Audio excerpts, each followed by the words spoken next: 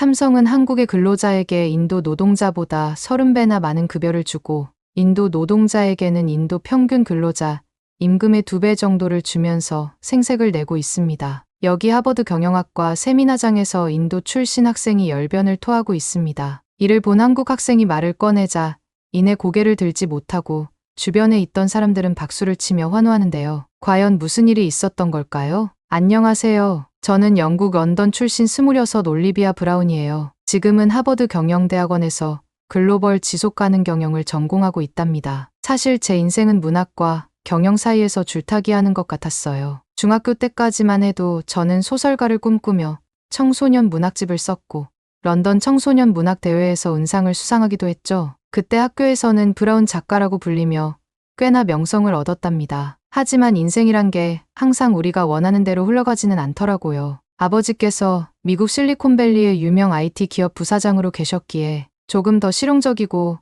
국제적인 학문을 하기를 바라셨어요. 그렇게 저는 문학 대신 경영학의 길을 선택하게 되었고 하버드에서 학부를 마치고 지금은 대학원까지 다니고 있답니다. 그런데 최근 한 소식이 저희 마음을 뒤흔들어 놓았어요. 한국의 소설가 한강이 노벨 문학상을 받았다는 뉴스였죠. 아시아에서는 5번째, 한국 작가로서는 최초, 그리고 아시아 여성으로는 처음이라고 합니다. 한강의 이야기를 들으면서 저는 묘한 감정에 사로잡혔어요. 특히 그녀도 처음에는 직장을 다녔지만 결국 소설가의 길을 선택해 세계적인 작가가 되었다는 점이 저의 가슴을 울렸거든요. 그날 밤 한강의 수상 소식을 듣고 기숙사로 돌아가는 길이었어요. 캠퍼스는 고요했고 가로등 불빛만이 저를 비추고 있었는데 문득 눈에 들어온 게 있었어요. 게시판에 붙은 작은 포스터에 World Literature Club 모집 공고였습니다. 그 순간 한강의 이야기와 제 과거가 오버랩되면서 저는 문득 나도 할 수 있지 않을까 라는 생각이 들었어요. 물론 지금 당장 소설가가 되겠다는 건 아니지만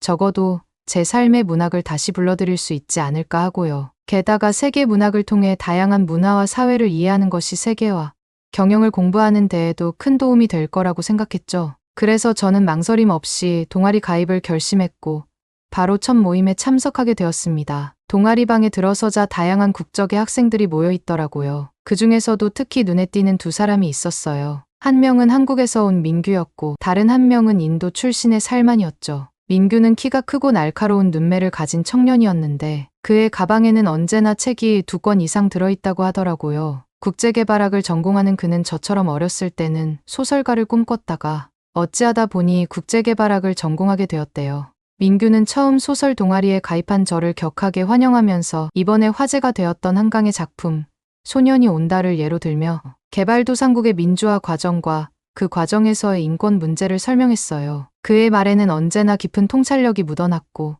문학을 통해 세계의 다양한 사회 문제를 이해하고 분석하는 그의 모습은 정말 감탄스러웠어요. 반면 살만은 통통한 체형의 둥근 안경을 쓴 친구였는데 그의 미소는 언제나 따뜻했습니다. 기술 정책학을 공부하고 있던 그의 접근 방식은 민규와는 또 달랐어요. 살만은 인도의 대표적인 데무노 타고르의 시를 인용하며 AI의 윤리적 문제를 설명하더라고요. 그는 기계에 마음이 없다면 그것이 괴물이 된다는 타고르의 구절을 통해 기술 발전의 양면성을 지적했죠. 살만의 이야기를 들을 때면 마치 과거와 미래가 한자리에서 대화를 나누는 것 같은 신비로운 느낌이 들었답니다. 이런 생각에 빠져있던 저는 곧 민규와 살만 사이에서 벌어진 흥미로운 토론에 주목하게 되었어요. 살만이 먼저 입을 열었습니다. 그는 타고르의 작품이 인도의 복잡한 사회, 구조와 문화적 다양성을 얼마나 섬세하게 다루고 있는지 설명하기 시작했죠. 특히 타고르의 기탄잘리를 언급하며 이 작품이 어떻게 인도의 영성과 보편적 인류애를 아름답게 융합시켰는지 설명했죠. 그의 설명을 들으며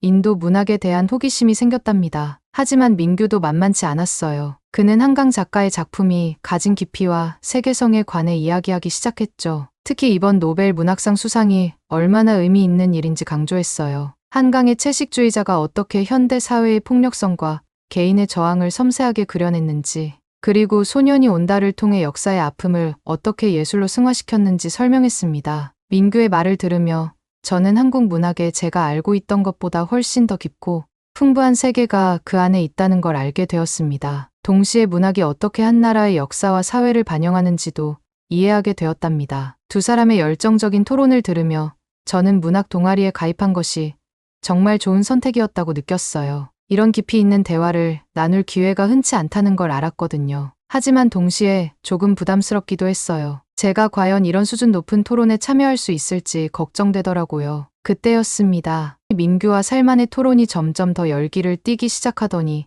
다른 방향으로 흘러가기 시작했어요. 살만이 갑자기 화제를 돌려 최근 인도에서 일어난 삼성전자 법인 파업에 대해 언급했거든요. 그는 세계적 기업들이 개발도상국의 노동자들을 어떻게 취급하고 대우하는지 날카로운 비판을 제기했어요. 타고르의 시를 인용하며 삼성의 이윤 추구가 어떻게 인간의 존엄성을 해칠 수 있는지 설명했죠. 이 말을 들은 민규가 즉각 반박했어요. 그는 삼성이 인도에서 얼마나 많은 일자리를 창출하고 지역 경제 발전에 기여하고 있는지 설명하기 시작했죠. 또한 삼성의 사회공헌 활동, 특히 교육과 의료 분야에서 지원을 언급하며 세계적 기업의 긍정적인 역할을 강조했어요. 저는 이 논쟁을 들으며 놀라움을 금치 못했습니다. 문학 동아리에서 이런 현실적이고 첨예한 주제로 토론이 벌어질 줄은 몰랐거든요. 동시에 이런 토론이 제 경영학 공부에도 큰 도움이 될 거라는 확신이 들었어요. 세계적 기업의 역할과 책임에 대해 다양한 시각에서 생각해 볼 수 있는 기회였으니까요. 그런데 문제는 둘 간의 논쟁이 사그라지지 않고 점점 더 치열해지는 것이었습니다. 살만은 삼성 같은 글로벌 다국적 기업들이 개발도상국의 취약한 노동법을 악용한다고 주장했고, 그 결과 인도 노동자들이 노동 착취와 억압을 당하고 있다고 말했습니다. 민규는 그런 기업들이 오히려 현지 법규를 준수하며 노동 환경 개선에 앞장서고 있다고 하면서 인도 경제 발전과 지역 경제의 뿌리 역할을 한다고 반박했죠. 두 사람의 목소리는 점점 더 커졌고 동아리방의 분위기는 긴장감으로 가득 찼어요. 저는 이 논쟁을 들으며 한편으로는 삼성 같은 기업이 일자리 창출과 경제 발전에 이바지하지만 다른 한편으로는 노동 착취의 위험도 있을 수 있다 생각이 들었습니다. 그러면서 이런 복잡한 현실을 어떻게 바라보아야 할지 고민하게 되었어요. 그때였습니다. 그러던 중 갑자기 동아리방의 불이 꺼졌어요. 정전이 된 거죠. 제가 순간 당황하여 멀뚱멀뚱하고 있으니 민규가 동아리 방이 지하에 있는데 또 1층 청소 아주머니가 청소하면서 우리 방 전기를 내린 것 같다고 말하더군요. 순간 모든 것이 조용해졌어요. 어둠 속에서 우리는 잠시 말을 잃었죠. 그때 누군가가 웃음을 터뜨렸고 곧 모두가 함께 웃기 시작했어요. 긴장감이 순식간에 사라지는 순간이었죠. 불이 다시 들어왔을 때 우리는 모두 조금 전과는 다른 표정을 하고 있었습니다. 민규와 살만도 서로를 바라보며 어색하게 웃고 있었죠. 동아리 회장이 나서서 오늘의 토론은 여기까지 하자고 제안했고, 그렇게 저희 첫 번째 동아리 모임이 끝나게 되었습니다. 기숙사로 돌아가는 길, 토론의 열기로 머릿속이 가득했어요. 그러다 문득 룸메이트 아디티가 떠올랐죠. 저랑 같이 사는 아디티는 인도 출신으로 IT를 전공하는 똑똑한 친구랍니다. 처음엔 문화 차이 때문에 어색했지만 종종 밤늦게까지 이야기를 나누고 한국 드라마를 보며 함께 눈물 흘리면서 정말 가까워졌습니다. 그날도 기숙사에 돌아가 아디티에게 소설 동아리 가입 이야기를 들려주고 한국 드라마를 함께 볼 생각에 발걸음이 빨라졌답니다. 그런데 기숙사에 와보니 제 생각과는 전혀 다른 일이 펼쳐졌습니다. 방에 들어서자 아디티가 침대에 축 처져서 누워있더라고요. 무언가 고민이 있는 건지 컨디션이 안 좋아 보였죠. 제가 무슨 일이냐고 물었더니 그녀는 별일 없고 그저 몸살기가 있는 것 같다고 하더군요. 저는 따뜻한 차와 약을 줘야겠다고 생각하고 물을 끓이러 전기포트를 꺼냈어요. 그러면서 오늘 있었던 일을 간단하게만 이야기하고 아디티가 잘 쉴 수 있도록 배려하려 했습니다. 그런데 제 이야기에서 살만의 이야기가 나오자 아디티가 흥미롭게 듣더라고요. 제가 살만의 비판적인 시각과 민규의 옹호적인 입장을 설명하며 삼성의 역할이 양면적일 수 있다고 말했을 때였어요. 아디티가 갑자기 몸을 일으키더니 말하는 거예요. 살만이라는 친구는 인도 사람이라 내가 좋게 보려고 했는데 내 생각과 전혀 달라. 말도 안 되는 이야기야. 저는 눈이 휘둥그레졌죠. 컨디션이 안 좋아 누워있던 친구가 이렇게 반응할 정도라니 무슨 일인가 싶었거든요. 그러자 아디티가 제게 놀라운 이야기를 들려주었어요. 알고 보니 아디티는 삼성전자가 2010년부터 인도 챈나이에 설립한 IT 센터의 수혜자였던 거예요. 삼성이 챈나이 지역 공립학교 2곳에 프린터와 PC, 인터넷을 갖춘 IT 센터를 설립하고 임직원들의 자발적인 모금으로 성금까지 지원했다고 해요. 지금은 5개의 공립학교로 확대되었대요. 아디티는 그곳에서 삼성의 지원으로 한국의 선진 기술과 IT 교육을 받아 하버드에 입학하게 되었고 덕분에 지금 인공지능과 빅데이터를 전공하게 되었다고 말하더군요. 저는 그 말을 듣고 깜짝 놀랐답니다. 세계적 기업의 사회공헌 활동이 이렇게 직접적으로 한 개인의 인생을 바꿀 수 있다는 사실이 정말 놀라웠거든요. 더욱 감동적인 건 아디티의 꿈이었어요. 그녀는 자신도 삼성 같은 세계적 기업에서 IT를 통해 많은 소외계층에게 희망과 사랑을 주는 것이 꿈이라고 말하더라고요. 그 순간 저는 세계적 기업의 윤리와 사회적 책임에 대해 새로운 시각을 갖게 되었어요. 제가 느낀 점을 이야기하자 아디티가 흥미로운 제안을 했습니다. 다음 주에 학교에서 세계적 기업 윤리 세미나가 열리는데 참석해 보라고 권하더라고요. 아디티도 가고 싶어 했지만 컨디션이 안 좋아서 못 갈 것 같다고 했죠. 그날 밤 저는 많은 생각에 잠겼어요. 문학 동아리에서 시작된 토론, 그리고 아디티의 실제 경험을 들으며 세계적 기업의 역할에 대한 제 시각이 얼마나 좁았는지 깨달았거든요. 앞으로 세미나에 참석해서 더 많은 것을 배우고 싶다는 생각이 들었답니다. 다음 날 아침, 저는 새로운 결심을 안고 일어났습니다. 세계적 기업의 역할과 책임에 대해 더 깊이 공부해 보기로 한 거예요. 그래서 도서관에 가서 관련 서적들을 찾아보기 시작했죠. 책을 읽으며 저는 기업의 사회적 책임이나 윤리 경영 같은 새로운 개념을 접하게 되었고, 점점 더 이 주제에 빠져들게 되었어요. 그렇게 오전을 도서관에서 보내고 오후가 되니 문득 아디티의 상태가 괜찮아졌는지 걱정이 되더라고요. 그런데 아디티는 제 연락을 받지 않았습니다. 뭔가 불길한 예감이 들어 문자를 보냈는데 문자마저 읽지 않더라고요. 불안한 마음이 들어 하던 공부를 뒤로 하고 서둘러 기숙사로 향했죠. 그러곤 기숙사 방에 들어가서 깜짝 놀라고 말았습니다. 아디티가 없는 거예요. 단순히 밖에 나갔다기보다 그녀의 옷가지와 소지품들도 많이 사라졌었습니다. 혹시 병원에 간 건 아닐까? 아니면 어디서 쓰러진 건 아닐까? 머릿속이 복잡해지는 그때 책상 위에 놓인 편지 한 통이 눈에 들어왔어요. 떨리는 손으로 편지를 펼쳤죠. 아디티의 필체였습니다. 편지에는 그동안 숨겨왔던 아디티 가족의 사정이 적혀 있었어요. 아디티의 아버지는 삼성 IT 센터에서 일하셨는데 최근 건강이 급격히 나빠지셔서 일을 그만두시고 지금은 걷기조차 힘들다는 거예요. 일을 할 때부터 허리가 아주 아팠는데 최근 통증이 더 심해져서 밥도 제대로 못 챙겨 드시고 기력이 너무 쇠해졌다고 해요. 더 충격적인 건 인도의 고향에는 적절한 의료 시설이 없고 대기 시간도 엄청나게 길어서 아버지의 심각한 병세에 당장 치료를 받아야 하는데 그럴 수 없다는 거였어요. 게다가 치료비도 만만치 않아 보였죠. 아디티는 제가 걱정할까봐 말을 안 하고 잠깐 다녀오려 했다고 해요. 하지만 결국 걱정할 것 같아서 편지로 간단한 소식만 전한다고 했죠. 편지 마지막에는 너무 걱정하지 말고 인도에 잘 도착하면 그때 연락하겠다는 말도 덧붙여 있었어요. 저는 편지를 다 읽고 나서 마음이 너무 무거워졌어요. 친구가 이런 큰 어려움을 겪고 있었는데 전혀 눈치채지 못했다는 게 너무 미안하고 부끄러웠습니다. 어떻게든 도와주고 싶었지만 학생 신분으로 할 수 있는 게 별로 없다는 사실에 무력감을 느꼈어요. 그날 밤 저는 아디티가 무사히 인도에 도착하기를 간절히 바라며 잠들었어요. 그리고 다음 날부터는 더욱 열심히 공부하기로 다짐했죠. 언젠가 제가 세계적 기업에서 일하게 된다면 돈도 많이 벌고 아디티의 가족 같은 분들을 돕는 일을 하고 싶다는 꿈이 생겼거든요. 그렇게 하루가 지나가고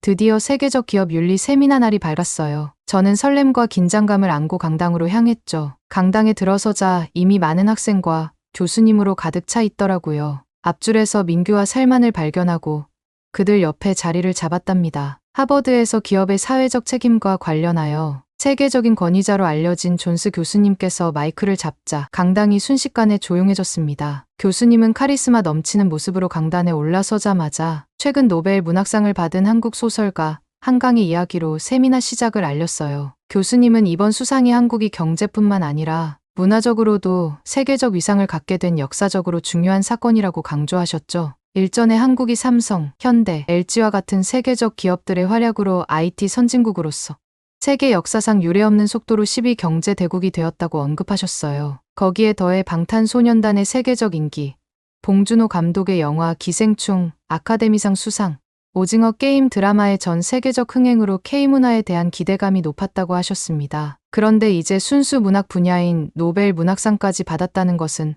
한국이 진정한 경제 강국을 넘어 문화 강국으로 자리매김했다는 증거라고 말씀하셨어요. 이 말씀을 들으며 저는 가슴이 뭉클해졌습니다. 문득 아디티가 생각났죠. 그녀도 이 세미나에 참석하고 싶어 했는데 같이 왔으면 얼마나 좋았을까 하는 아쉬움이 들었어요. 동시에 그녀의 아버지 건강이 걱정되기도 했답니다. 그렇게 세미나 시작 후 존스 교수님께서 토론의 방향을 삼성전자로 돌리셨어요. 그분의 목소리에 힘이 실렸죠. 교수님은 삼성의 연간 매출이 무려 230조 원에 달한다는 사실을 언급하시면서 이는 많은 국가의 GDP를 뛰어넘는 규모라고 설명하셨어요. 저는 그 엄청난 숫자에 입이 떡 벌어지더라고요. 그때 민규가 손을 들어 발언 기회를 얻었습니다. 그의 눈빛에서 자신감이 느껴졌죠. 민규는 삼성이 세계 1위가 될 수 있었던 이유를 설명하기 시작했어요. 지속적인 기술 혁신과 품질 향상뿐만 아니라 세계 시장에서 현지화 전략을 통해 각 나라의 문화와 니즈를 충족시키는 사회적 책임을 다했다고 강조했어요.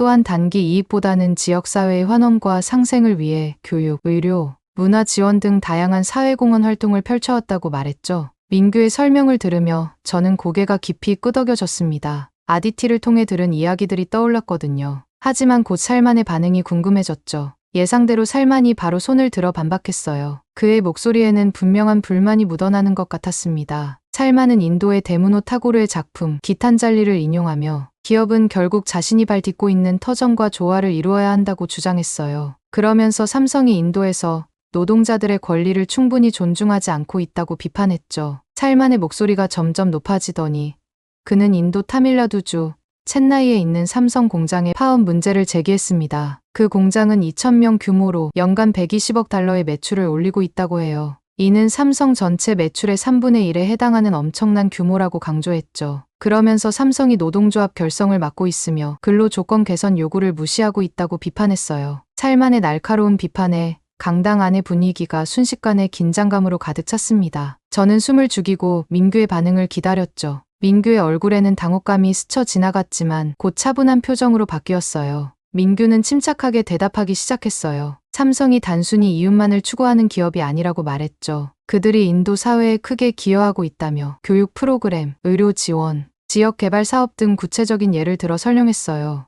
민규의 말이 끝나자마자 살만이 손을 번쩍 들었어요. 그의 얼굴은 붉게 달아올라 있었고 목소리에는 분노가 가득하더라고요. 살만은 구체적인 혜택이 뭐냐고 말해보라고 소리쳤습니다. 삼성은 한국의 근로자는 인도 노동자보다 30배나 많은 급여를 받고 있으면서 인도 노동자에게는 인도 평균 근로자 임금의 2배 정도를 주면서 생색을 내고 있다고 말했습니다. 또한 삼성인도 노동복지조합의 인정을 요구하며 말을 시작했어요. 그는 노동자들의 기본적인 권리가 무시되고 있다고 주장했죠. 아무리 큰 기업이라도 노동자의 권리를 무시해서는 안 됩니다. 삼성은 노조 결성을 맡고 있어요. 이것이 과연 사회적 책임을 다하는 기업의 모습일까요?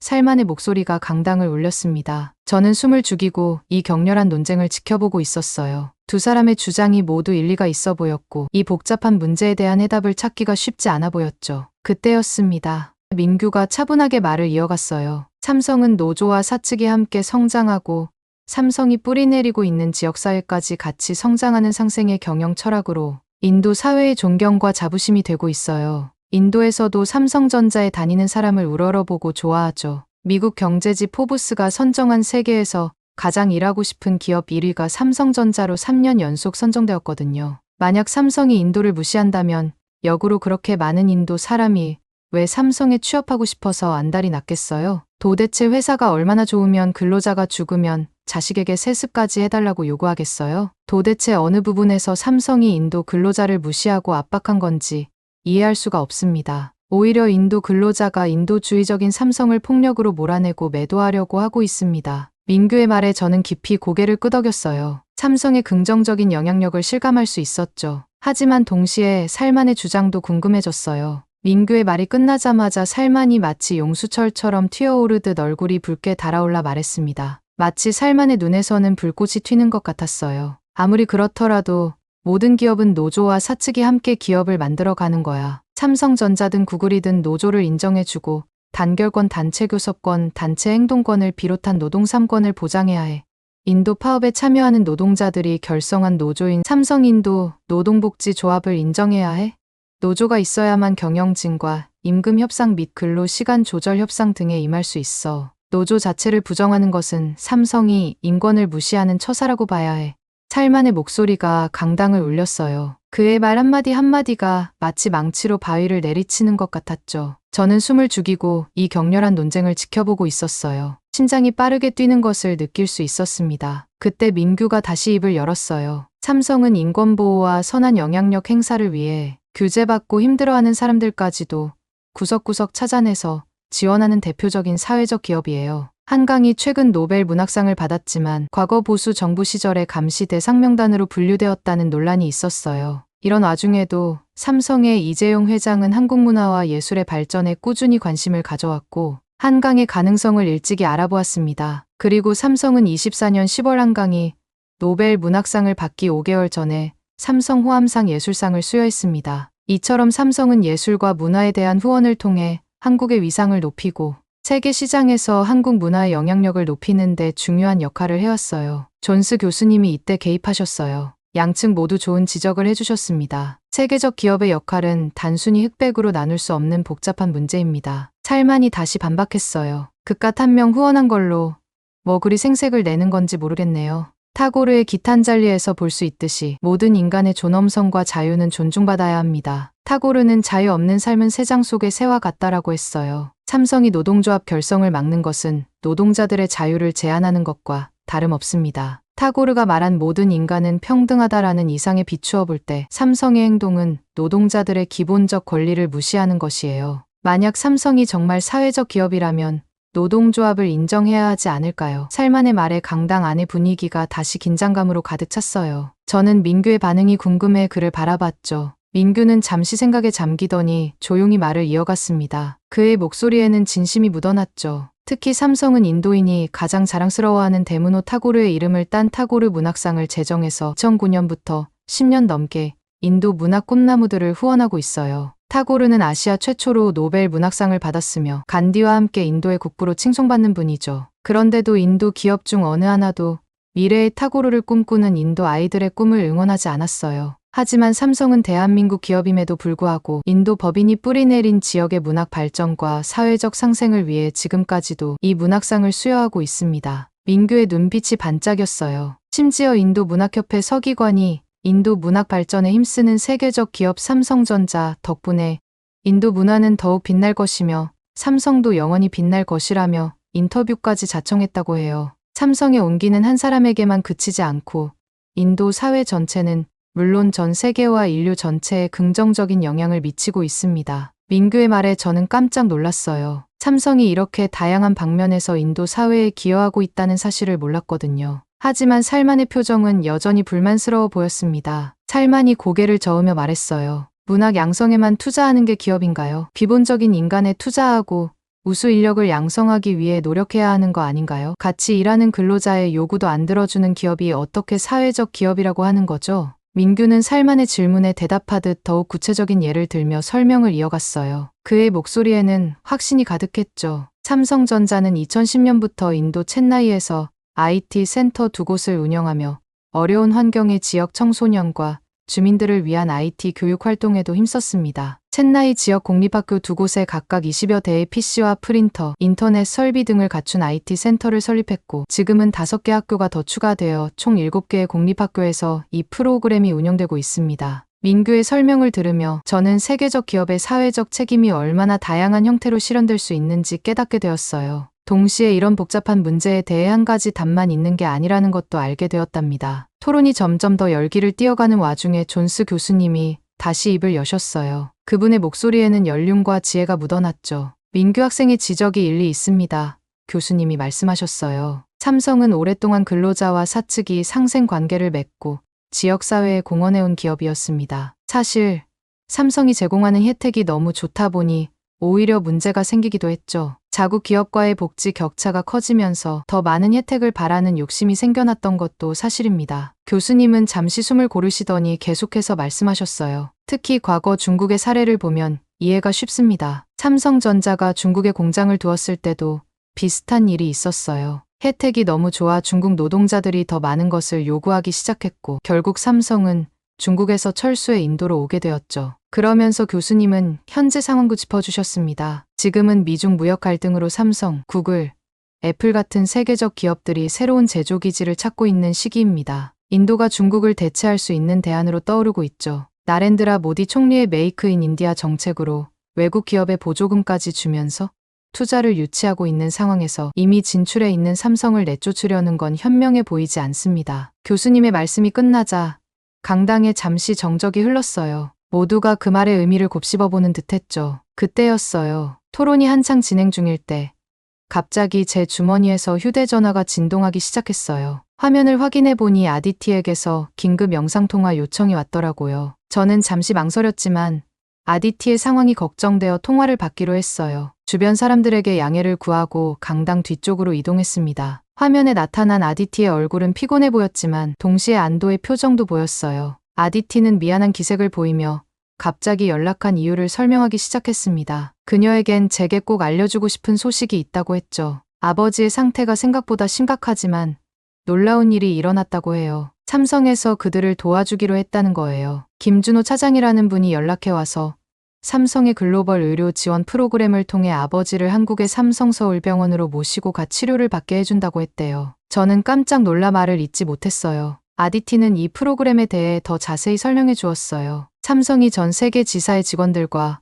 그 가족들을 위해 운영하는 것이라고 해요. 고도의 의료 기술이 필요한 중증 환자들을 한국으로 초청해 최고의 의료 서비스를 제공하며 모든 비용은 삼성에서 부담한다고 하더라고요. 아디티는 눈물을 흘리며 그녀의 가족에게는 기적 같은 일이라고 했죠. 저는 마음이 복잡했어요. 조금 전까지 열띤 토론에서 들었던 삼성에 대한 비판적인 의견들이 머릿속을 스쳐 지나갔죠. 하지만 동시에 아디티와 그녀의 가족에게 실질적인 도움을 준 삼성의 모습도 보게 되었어요. 아디티는 이제 아버지와 함께 한국으로 가는 준비를 하고 있다고 했어요. 돌아와서 자세한 이야기를 들려주겠다고 약속했죠. 아디티와의 통화를 마치고 강당으로 돌아왔을 때 분위기가 많이 달라져 있었습니다. 제 마음은 아직도 아디티의 이야기로 가득 차 있었죠. 떨리는 목소리로 방금 들은 소식을 전했어요. 아디티의 아버지가 삼성의 도움으로 한국에서 치료를 받게 되었다는 사실. 아디티도 2010년 삼성이 인도 첸나이에 설립한 IT 센터의 수혜자였다는 사실을 말했어요. 그리고 그 덕분에 아디티가 지금 하버드에서 인공지능과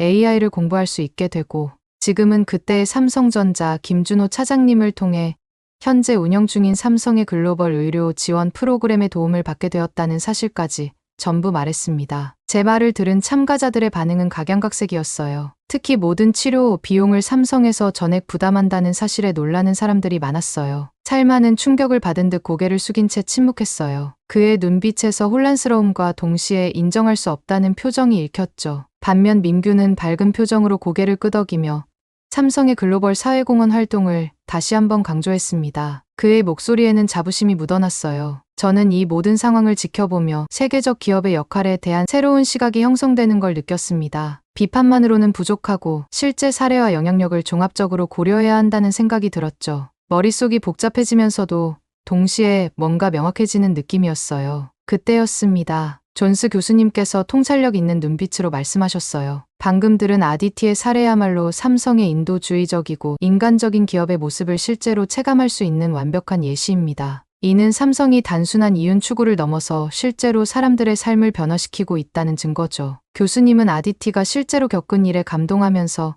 계속 말씀을 이어가셨어요. 삼성은 단순히 한국의 대표 기업이 아닙니다. 그들의 영향력은 전 세계에 미치고 있죠. 230조 원에 달하는 연간 매출은 많은 국가의 GDP를 뛰어넘는 규모입니다. 하지만 더 중요한 건 이런 경제적 힘을 어떻게 사용하느냐는 거죠. 교수님의 목소리에 힘이 실렸어요. 삼성은 기술 혁신을 통해 세계 시장을 선도하면서도 동시에 사회적 책임을 다하고 있습니다. 아디티의 사례처럼 교육 지원부터 의료 혜택까지 그들의 영향력은 개인의 삶을 근본적으로 변화시키고 있어요. 이는 진정한 세계적 기업의 모습이자 우리가 기업에 기대하는 사회적 책임의 모범 사례라고 할 수 있습니다. 만약 이런 세계적인 기업인 삼성이 인도에서 철수한다면 이는 더 좋은 생산기지를 찾아간다는 뜻이 되고 반대로 인도가 최악의 생산기지가 된다는 의미가 되겠죠. 교수님의 말씀에 강당 전체가 숨죽인 채 귀 기울였어요. 삼성을 비롯한 한국 기업은 물론이고 구글이나 애플 같은 다른 거대 정보통신 기업들도 줄줄이 탈출 러시에 뛰어들 겁니다. 이는 인도 사회에 심각한 경제적 타격을 줄 뿐만 아니라 인도의 국제 경쟁력도 심각하게 저하하고 신뢰도도 떨어뜨리는 결과를 초래하겠죠. 그러면서 교수님은 마지막으로 이렇게 말씀하셨어요. 하지만 기억하세요. 삼성이 인도에서 철수하더라도 그들의 영향력은 영원히 빛나는 별처럼 남을 것입니다. 이 말씀에 많은 참가자들이 깊이 공감하는 듯했어요. 저도 가슴 한편이 뭉클해지는 걸 느꼈죠. 세계적 기업의 역할과 책임이 얼마나 크고 복잡한지, 그리고 그것이 어떻게 한 나라의 운명과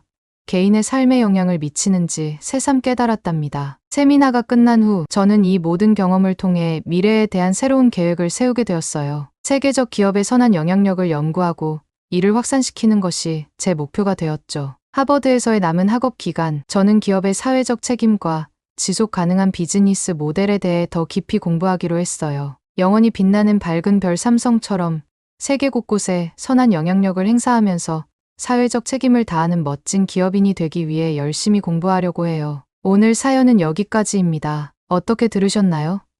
삼성의 이름이 밝게 빛나는 이유가 명확하게 드러나네요. 인도에서 철수하더라도 그 밝은 빛이 전 세계에 널리 퍼지길 바랍니다. 오늘 사연이 재미있으셨다면 구독 버튼 한 번만 꼭 눌러주세요. 댓글도 자유롭게 달아주시고요. 저는 더 좋은 사연으로 찾아뵐게요. 감동도서관이었습니다. 감사합니다. 그의 연구 결과가 한국인 최초이자 세계 최초로 단독 저자로 네이처 논문에 게재된 거예요. 게다가 그의 논문은 세계 최고 권위의 학술지를 발칵 뒤집을 만큼 혁신적인 접근법이었습니다. 이건 우리 스위스에서 노벨상 수상자급 교수도 감히 엄두를 내지 못하는 일입니다. 여기 한국에서 온 한 학생의 연구가 단순한 학술지 게재를 넘어 전 세계 학계에 엄청난 지진을 일으켰습니다. 노벨상 수상자들도 엄두를 내지 못하는 일을 해낸 그의 비결은 무엇일까요? 안녕하세요. 저는 스위스 추리히 출신의 카를라 에나입니다. 현재 로잔 연방공과대학교 수학과 3학년에 재학 중이에요. 사실 제 인생의 첫사랑은 음악이었어요.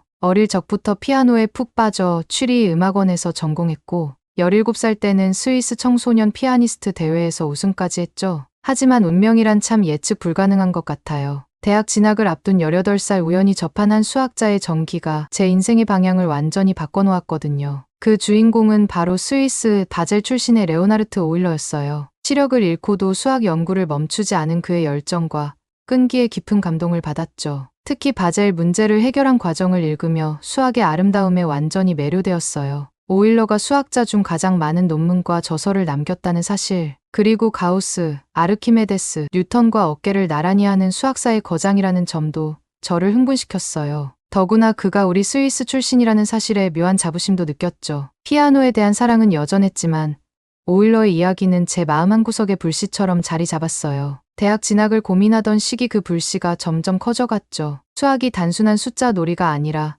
세상을 이해하는 언어라는 깨달음이 찾아왔고 저는 용기를 내어 새로운 도전을 결심했어요. 그렇게 저는 로잔 연방공과대학교 수학과의 문을 두드리게 되었답니다. 처음에는 모든 것이 새롭고 흥미진진했어요. 피아노를 치던 손가락으로 이제는 복잡한 수식을 풀어나가는 제 모습이 신기하기도 했죠. 그런데 대학 생활이 늘 즐겁기만 한 것은 아니었답니다. 때로는 피아노를 그리워하기도 했고 수학의 깊이에 압도되어 힘들어하기도 했어요. 하지만 그럴 때마다 오일러의 끈기를 떠올리며 힘을 내곤 했답니다. 그렇게 대학 생활에 적응해 가던 중 2학년 때 만난 중국인 교환학생 난쯔이를 알게 되었습니다. 베이징 출신인 난쯔이는 첫 만남부터 강렬한 인상을 남겼죠. 그녀의 눈빛에는 항상 자신감이 넘쳤고 말투에는 거만함이 묻어났어요. 난쯔이는 중국 수학 올림피아드에서 금메달을 따낸 수재였는데 그녀는 이 사실을 자주 언급하며 자신의 우수성을 과시했죠. 10살 때부터 대학 수준의 수학을 공부했다며 다른 학생들을 얕보는 듯한 말을 자주 했어요. 심지어 교수님들의 강의 내용까지 비판하곤 했죠. 거기다 난쯔이의 아버지는 베이징 중앙정부의 고위 관료였대요. 어릴 때부터 최고의 교육을 받으며 엘리트로 자란 거죠. 그래서인지 그녀에겐 강한 우월 의식이 있었습니다. 특히 인상 깊었던 건 그녀가 자신을 중국인이라고 부르는 것을 극도로 싫어한다는 거예요. 그녀는 자신이 베이징 사람이지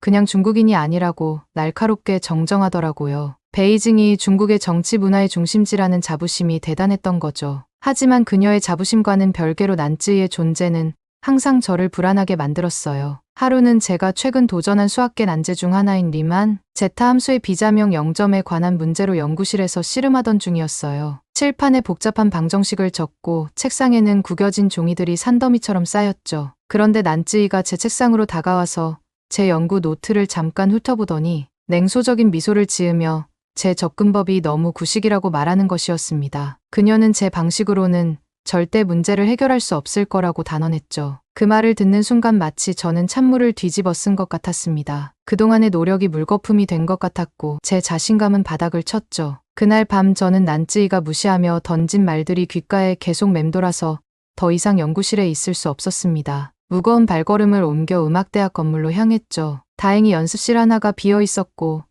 먼지 쌓인 그랜드 피아노 앞에 앉아 천천히 건반을 눌렀어요. 쇼팽의 녹턴을 연주하면서 음악에 푹 빠져서 스트레스를 풀고 있었습니다. 그때였어요. 누군가가 문을 노크했습니다. 고개를 들어보니 낯선 동양인 학생이 미소 지으며 서 있었죠. 그는 제 연주가 아름답다며 더 들어도 되겠냐고 물었습니다. 저도 모르게 고개를 끄덕였죠. 그때는 몰랐지만 이 만남이 제 인생을 완전히 바꾸게 될 줄은 꿈에도 몰랐답니다. 나중에 알게 되었지만 그 동양인 학생 이름이 주혁이라는 것을 알게 되었습니다. 저는 처음엔 그가 음대생일 거라고 생각했죠. 하지만 주혁이 갑자기 음악의 화성학과 수학적 패턴의 유사성에 대해 이야기하기 시작하면서 제 생각이 완전히 뒤집혔답니다. 주혁은 음계의 주파수 비율과 수열의 관계 그리고 화음의 구조와 굴론의 유사성 등을 설명하기 시작했어요. 그의 말을 듣고 있자니 제 머릿속에서 막연히 맴돌던 생각들이 선명하게 정리되는 느낌이었죠. 너무나 놀라워서 저도 모르게 그가 수학을 전공하는지 물어봤습니다. 주혁은 빙그레 웃으며 고개를 끄덕였고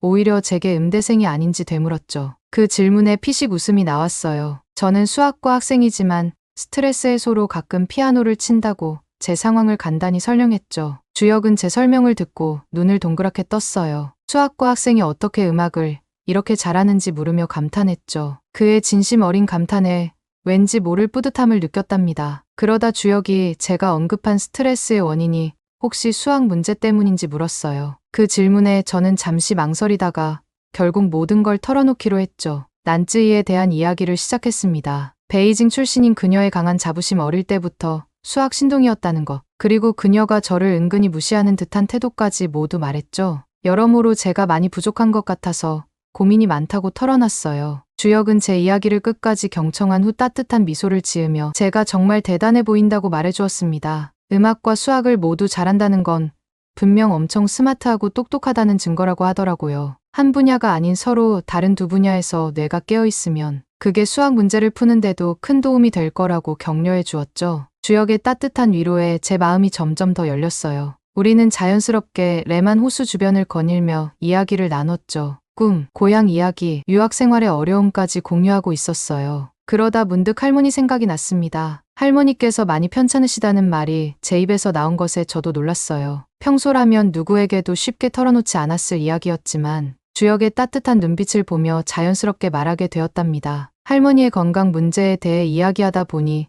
저도 모르게 더 구체적인 내용을 털어놓게 되었어요. 할머니께서는 원래 건강하셨는데 몇 년 전부터 심방세동이라는 심장 질환을 앓고 계세요. 불규칙한 심장 박동 때문에 자주 어지러움을 느끼시고 가끔은 숨이 차다고 하셨죠. 우리 가족은 백방으로 치료법을 알아봤지만 스위스의 의료 시스템에서는 적절한 해결책을 찾지 못했어요. 지금은 할머니가 약물로 증상을 조절하며 조심스럽게 지내고 계시지만 삶의 질이 많이 떨어지셨어요. 제 이야기를 듣던 주혁의 표정이 갑자기 진지해졌어요. 그는 조심스럽게 자신의 반려견도 비슷한 심장 문제로 고생했다고 말해주었죠. 그러면서 우연히 한의학 책을 읽다가 천마라는 한약재가 심장 질환에 도움이 될 수 있다는 걸 알게 되었대요. 처음에는 반신반의했지만 수의사와 상담 후 시도해봤더니 효과가 있었다고 해요. 주혁은 이어서 최근 뉴스에서 방탄소년단 BTS 진이 군 복무 중 천마를 섭취했다는 기사를 봤다고 말했어요. 주혁이 BTS 진의 천마 섭취 뉴스를 언급하자 저는 깜짝 놀라 그가 한국 사람인지 물어봤습니다. 주혁이 그렇다고 대답하자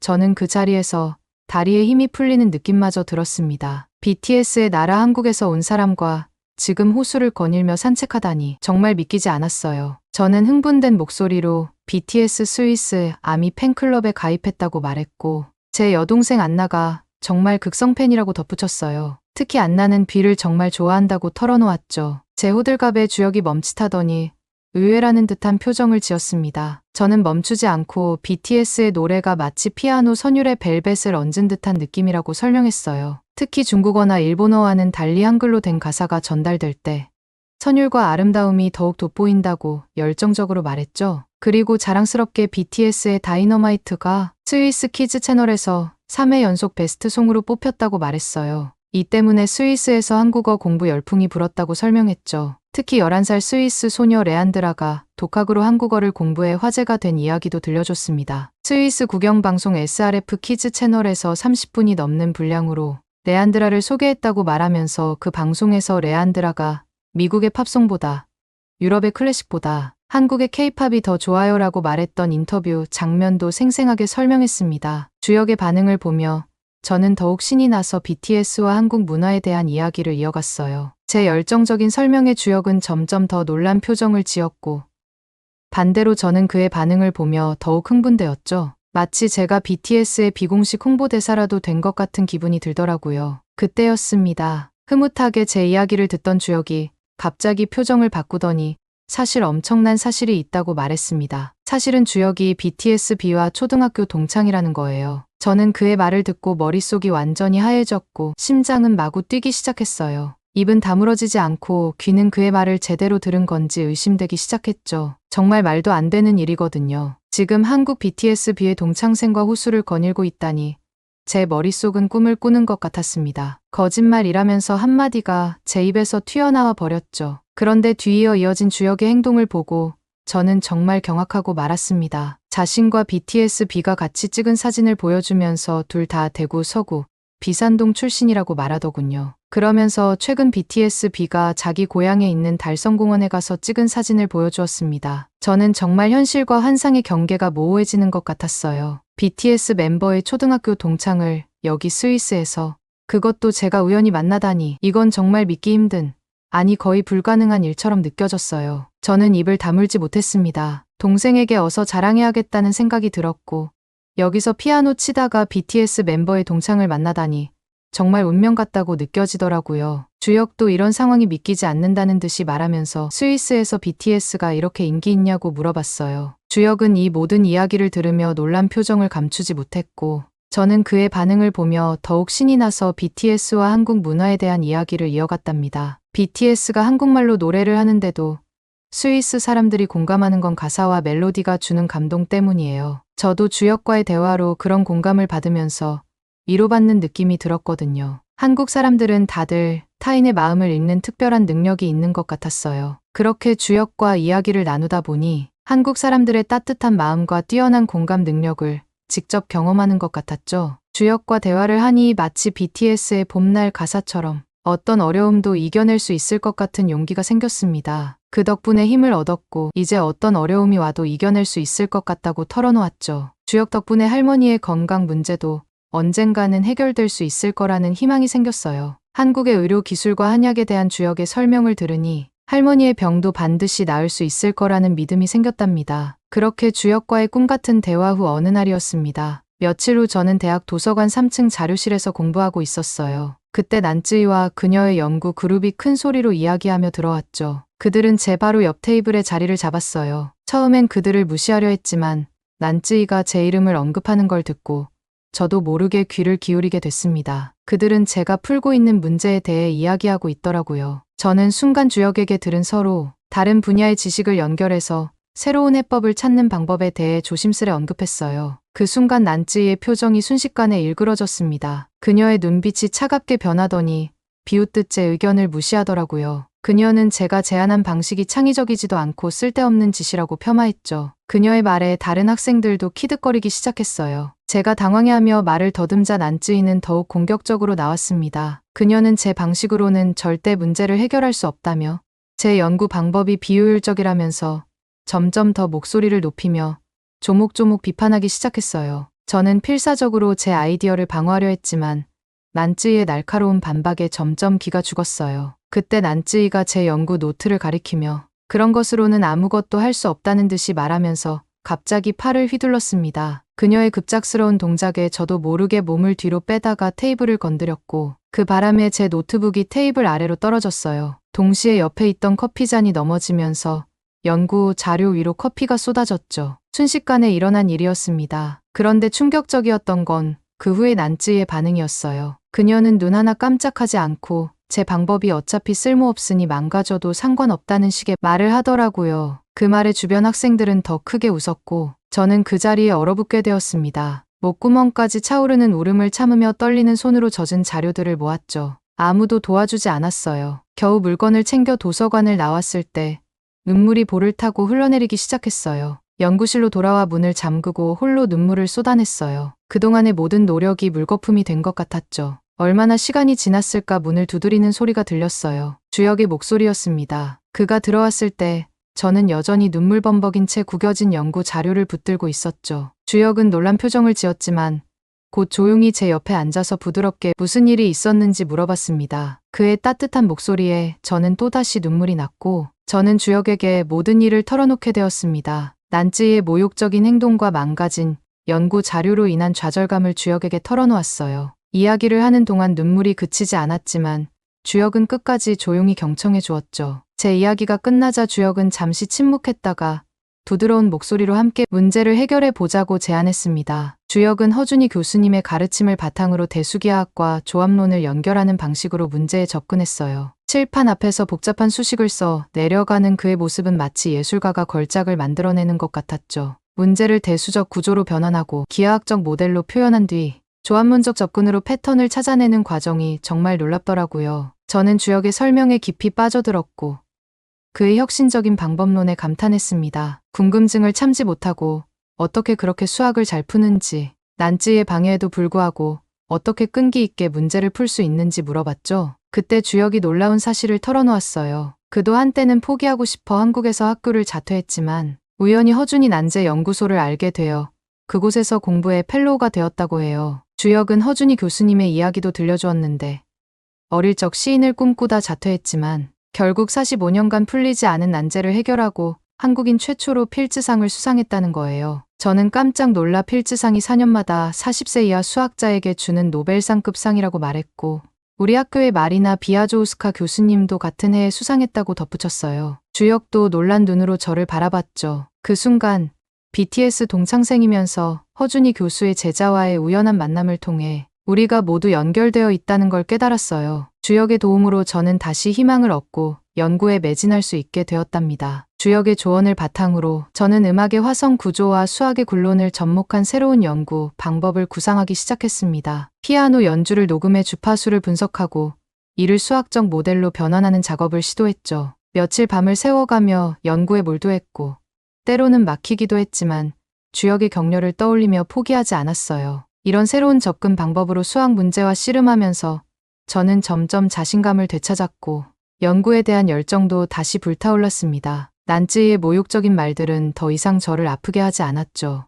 오히려 주역의 말대로 또 그의 조언대로 아픈 경험이 저를 더 강하게 만들어 주었다는 걸 깨달았답니다. 그렇게 학회날이 밝았고 학회 당일 제 가슴은 기대와 긴장으로 가득 찼어요. 발표 순서를 기다리는 동안 손바닥에는 식은땀이 맺혔고 심장은 마구 뛰었죠. 그때 난지의 이름이 호명되었고 저는 무의식적으로 몸을 앞으로 기울이며 그녀의 발표에 집중했어요. 처음에는 그저 평범한 발표처럼 보였습니다. 하지만 난지가 말을 이어갈수록 뭔가 이상한 느낌이 들기 시작했죠. 왠지 모르게 익숙한 내용들이 하나둘씩 나오기 시작한 거예요. 제 귀를 의심하며 더욱 집중해서 들었어요. 그러다 갑자기 제 심장이 멎는 것 같았어요. 난지가 언급한 방법론이 제 것과 너무나 유사했거든요. 우연의 일치겠지라고 생각하려 했지만 이어진 그래프와 설명들은 그런 희망을 산산조각 내버렸습니다. 정말 숨이 막히는 것 같더라고요. 손끝이 차가워지고 온몸에 식은땀이 흘렀죠. 머릿속은 하얘졌고 귀에서는 이명이 울렸습니다. 난지의 목소리가 점점 멀어지는 것 같았지만 그녀가 말하는 내용은 제 뇌리에 모처럼 박혔어요. 그리고 마침내 난지가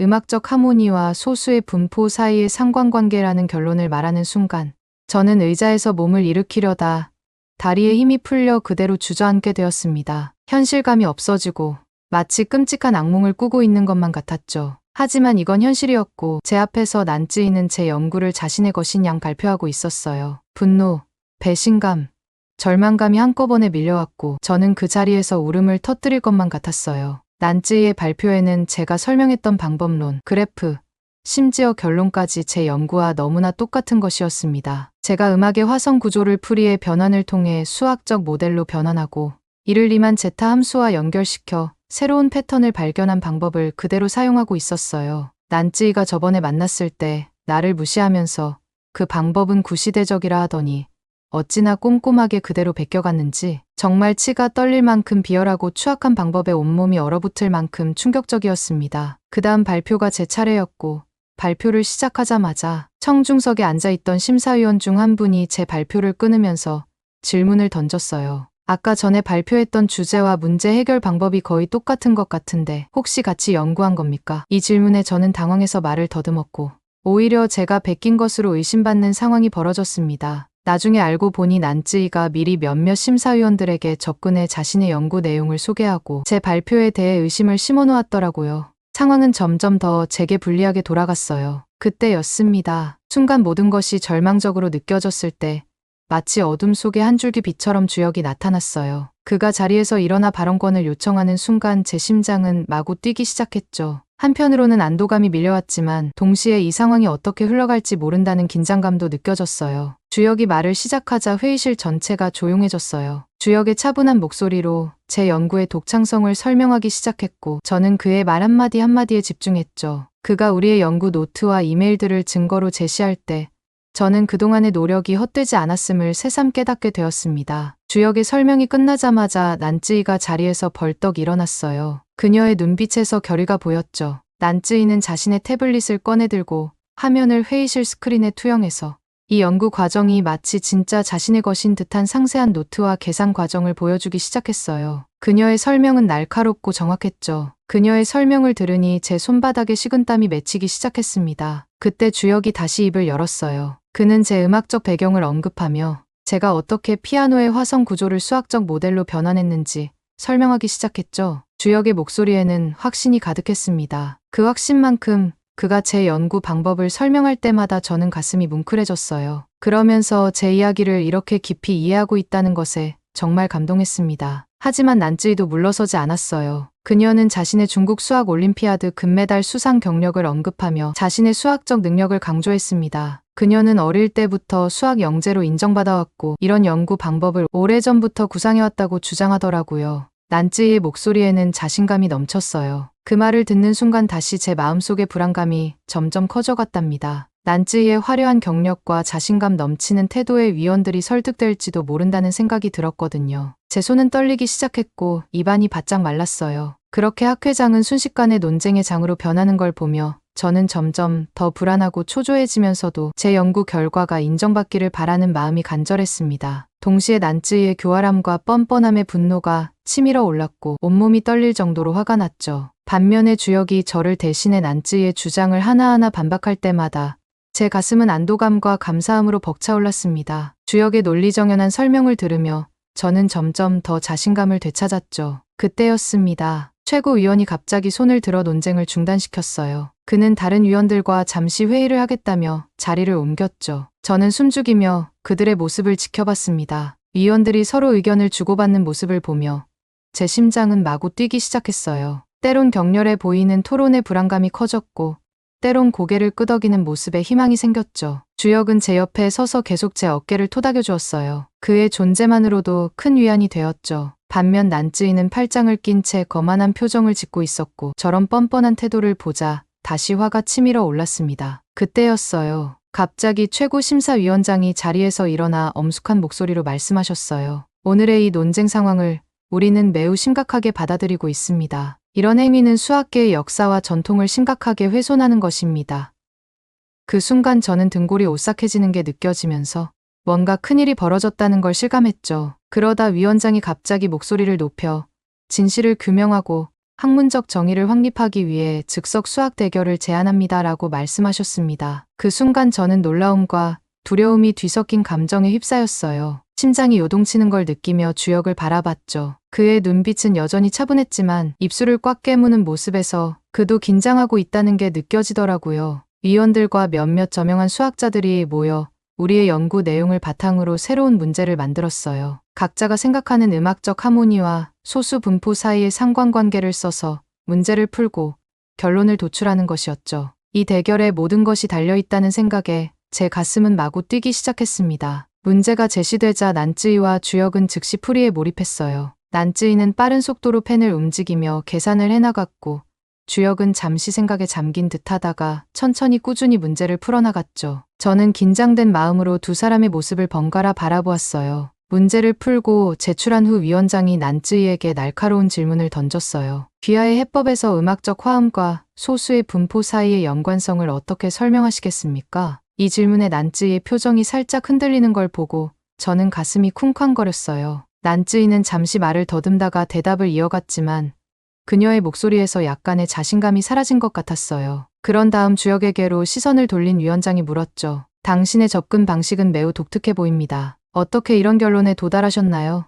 주역은 잠시 고민하더니 신중하게 대답했습니다. 그의 표정은 여전히 담담했고 목소리에는 확신이 묻어났어요. 이런 주역의 모습을 보며 저는 안도감과 동시에 긴장감을 느꼈습니다. 대결이 끝나고 위원들이 결과를 검토하기 위해 자리를 옮겼을 때 저는 다리에 힘이 풀려 의자에 주저앉고 말았습니다. 이제 결과를 기다리는 일만 남았지만 그것이 더 힘들게 느껴졌죠. 그렇게 2주간의 긴 기다림이 시작되었죠. 그 기간 동안 저는 잠도 제대로 못 자고 식사도 거의 하지 못했어요. 불안과 초조함으로 가득 찬 나날이었습니다. 하지만 그때마다 주역은 끊임없이 저를 격려해 주었습니다. 그의 따뜻한 말 한마디가 제게는 큰 힘이 되었죠. 게다가 주역은 단순히 말로만 격려하는 것이 아니라 매일 저와 함께 추가 자료를 정리하고 준비하며 실질적인 도움을 주었어요. 그의 헌신적인 모습에 저는 감동받았고 더욱 열심히 노력할 수 있었답니다. 그렇게 시간이 흘러 드디어 특별위원회의 결정이 나오는 날이 왔어요. 기다리던 순간이 다가오자 저의 긴장감은 최고조에 달했죠. 그날 아침 저는 손톱을 물어뜯으며 시계만 뚫어져라 쳐다봤죠. 마치 재판을 기다리는 죄인처럼 긴장한 채로요. 심장이 너무 빨리 뛰어서 가슴이 터질 것만 같았습니다. 위원회 회의실로 들어설 때 제 다리는 후들거렸고 손바닥에는 식은땀이 가득했어요. 그나마 주역이 옆에 있어 주어서 정말 다행이라 생각이 들면서 큰 위안이 되었습니다. 그때였습니다. 위원장님이 단상에 올라 엄숙한 목소리로 발표를 시작했어요. 긴 심의 끝에 우리 위원회는 결론을 내렸습니다. 카를라 에나 씨의 연구가 독창적이며 진실성이 있다고 판단했습니다. 난쯔이 씨의 연구에서는 일부 부적절한 인용과 방법론의 문제점이 발견되었습니다. 위원장님의 말씀이 끝나자 저는 깊은 안도의 한숨을 내쉬었어요. 그동안 쌓였던 긴장감이 한순간에 풀리는 듯했죠. 하지만 동시에 이상하게 허무한 기분이 들었습니다. 몇 주 동안 밤잠을 설치며 준비했던 모든 것들이 이렇게 끝난다는 게 믿기지 않았습니다. 그러면서 안도감과 함께 새로운 불안감이 밀려오더라고요. 이 사건이 제 학문적 경력에 어떤 영향을 미칠지, 그리고 난쯔이와의 관계는 어떻게 될지 걱정되기 시작했죠. 뭔가 승리했다는 기쁨보다는 앞으로 닥칠 변화에 대한 두려움이 더 크게 다가왔습니다. 그때 주역이 제 어깨를 토닥이며 따뜻하게 미소 지어주었습니다. 주역의 그 따뜻한 미소에 저는 조금씩 안정을 찾아갔고 그동안의 노력이 헛되지 않았다는 생각에 가슴이 벅차올랐죠. 주역을 바라보니 그의 눈에도 기쁨이 가득했어요. 저는 주역에게 진심으로 고마운 마음이 들었습니다. 주역 씨, 정말 감사해요. 어떻게 이렇게 끈기 있게 저를 도와주실 수 있었나요? 저는 그의 신념과 끈기가 너무 궁금해서 주역에게 물어보았습니다. 주역은 잠시 생각에 잠기더니 허준이 난제 연구소의 교훈이 어떤 어려움도 끝까지 포기하지 않고 반드시 풀어낸다라는 거라고 말해주었습니다. 그의 목소리에는 존경심이 가득했어요. 그러면서 주역은 허준이 교수님의 업적을 하나하나 열거하기 시작했어요. 45년간 안 풀렸던 리드 추측을 해결한 것부터 시작해서 총 11개의 난제를 풀어냈다고 설명해 주었어요. 특히 로타 추측 이야기를 할 때는 주역의 눈이 유독 반짝이더라고요. 이 난제가 얼마나 유명했는지, 수학계에서 어떤 의미를 가지고 있었는지 상세히 설명해 주었죠. 저는 그의 설명을 들으며 점점 더 깊이 빠져들게 되었습니다. 그 말을 듣고 저는 정말 놀라 입이 떡 벌어졌죠. 한 사람이 그렇게 많은 난제를 풀다니 정말 믿기 힘들었어요. 한국 사람들의 문제 해결 능력과 추론 능력을 보며 세계적으로 뛰어난 업적을 세우려면 이렇게 끝까지 포기하지 말고 도전해야 되는구나라고 생각했습니다. 인류 역사상 아무도 풀지 못했던 문제를 해결하기 위한 그 끈기와 열정이 얼마나 대단한지 실감했죠. 주역의 눈빛에서 그가 존경하는 수학자들의 열정이 그대로 전해지는 것 같았어요. 저도 모르게 나도 한국 사람처럼 그런 열정을 가질 수 있을까라는 생각이 들었죠. 한국 사람들의 그 끈기와 열정이 부럽기도 하고 동시에 제 안에 잠재된 그런 모습을 찾고 싶어졌어요. 그때였습니다. 주역의 표정이 갑자기 변했어요. 그의 눈빛이 조금 흔들리더니 입술을 살짝 깨물었습니다. 뭔가 말하려는 듯 입을 열었다가 다시 다물기를 반복했죠. 저는 궁금함과 동시에 약간의 긴장감을 느꼈어요. 그러다 주역이 천천히 가방 안을 뒤적이기 시작했습니다. 그의 손이 조금 떨리는 게 보였죠. 무언가를 꺼내려는 듯 망설이다가 마침내 작은 봉지를 꺼내더라고요. 그 순간 저는 제 심장이 빠르게 뛰는 것을 느꼈습니다. 주역이 그 봉지를 저에게 건네며 이거 받으세요라고 말했을 때 저는 말로 표현할 수 없는 감정을 느꼈어요. 봉지를 열어보니 천마라는 한약재였습니다. 놀란 마음에 저도 모르게 손이 떨렸고 어떻게 구했는지 물어보았죠. 주역은 쑥스러운 듯 웃으며 쿠팡이라는 한국 온라인 쇼핑몰을 통해 직접 주문했다고 설명했습니다. 이틀 만에 배송받았다는 말에 저는 한국의 빠른 배송 시스템에 또 한 번 놀라움을 금치 못했습니다. 동시에 제 할머니 이야기를 듣고 이렇게 마음 써준 주역의 따뜻한 배려에 깊은 감동이 느껴지더라고요. 주역은 제가 할머니 얘기를 했을 때부터 마음이 많이 쓰였다고 털어놓았습니다. 그래서 한국에 발달된 배송 시스템을 이용해 이 천마를 구했다는 것이었죠. 그의 진심 어린 말에 저는 말을 잇지 못했습니다. 이어서 그는 이 천마가 할머니의 심장병에 도움이 될 거라며 희망적인 말을 덧붙였습니다. 그 순간 저는 정말로 할머니의 병이 나아질 수 있을 것 같은 강한 희망을 느꼈어요. 주역의 따뜻한 마음과 한국의 놀라운 시스템이 만들어낸 기적 같은 순간이었습니다. 이렇게 서로의 마음을 나누며 저와 주역 사이에는 더 깊은 유대감이 생긴 것 같았어요. 그로부터 몇 주 후 정말 믿기 힘든 소식을 들었어요. 주역의 연구 결과가 네이처 저널에 게재된다는 거였죠. 한국인 최초이자 세계 최초로 학부생이 단독 저자로 네이처의 논문을 게재하게 된 거예요. 저는 말로 표현할 수 없는 강렬한 희망과 행복을 느꼈습니다. 주역의 성과가 마치 제 일처럼 자랑스러웠죠. 네이처의 논문이 게재되는 것이 얼마나 대단한 일인지 생각하니 더욱 놀라웠어요. 우리 스위스에서는 노벨상 수상자급의 교수님들도 네이처의 논문을 게재하기가 정말 어렵다고 들었거든요. 심지어 우리 학교의 마리나 비아조우스카 교수님도 필즈상을 수상하셨지만 네이처에는 단 한 번도 논문을 게재하지 못했다고 해요. 이런 주역의 모습을 보며 저는 안도감과 동시에 긴장감을 느꼈습니다. 미국의 하버드나 MIT, 영국의 옥스퍼드나 캠브리지 같은 세계 최고 대학의 박사과정 학생들도 네이처의 논문을 게재하는 것은 정말 드문 일이라고 들었어요. 그런데 주역이 학부생 신분으로 이런 성과를 냈다니 정말 믿기 힘들 정도로 대단했죠. 저는 주역의 이런 성과에 그저 감탄할 수밖에 없었어요. 어떻게 이런 일이 가능한지 정말 궁금했죠. 주역의 천재성과 한국의 교육 시스템, 그리고 그의 끈기와 열정이 만들어낸 기적 같은 일이라는 생각이 들었습니다. 이런 친구와 함께 연구할 수 있다는 사실에 저는 정말 행운아라고 느꼈답니다. 한편 난쯔이의 부정행위가 공식적으로 인정되어 퇴학 처분을 받았다는 소식도 들었어요. 솔직히 말하면 약간 통쾌한 마음이 들었죠. 정의가 실현되는 걸 보니 그동안의 고생이 헛되지 않았다는 생각이 들었어요. 이 모든 일을 겪으면서 주역과 나눈 대화들이 떠올라 그의 끈기와 열정, 그리고 따뜻한 마음씨가 저에게 큰 힘이 되었다는 걸 새삼 깨달았죠. 한국의 문화와 교육 시스템이 이렇게 훌륭한 인재를 만들어냈다는 생각에 감탄하지 않을 수 없었습니다. 게다가 주역의 네이처 논문 게재 성과는 정말 대단했어요. 학부생으로서 이룬 이 업적은 전 세계 과학계에 큰 반향을 일으켰죠. 저는 주역과 한국의 과학기술 발전에 대해 더 알고 싶어졌어요. 그래서 우리는 다음 방학 때 함께 한국에 가기로 했어요. 서울대학교와 카이스트 같은 유명 대학들을 방문하고 한국의 선진 IT 기술도 직접 체험해 보기로 했죠. 특히 주역이 연구했던 허준이 난제 연구소도 꼭 가보고 싶어요. 또한 한국의 문화유산과 현대 문화를 동시에 경험하고 싶어요. 경복궁 같은 고궁도 가보고 BTS 공연도 보고 싶어요. 그리고 물론 한국의 맛있는 음식들도 꼭 먹어보고 싶답니다. 이번 경험을 통해 저는 많은 것을 배웠어요. 학문의 진정한 가치, 정직의 중요성, 그리고 문화 교류의 아름다움까지. 앞으로의 한국 여행이 기대되고 주역과 함께 더 많은 것을 배우고 경험할 수 있기를 기대하고 있어요. 이 여행이 제 인생의 또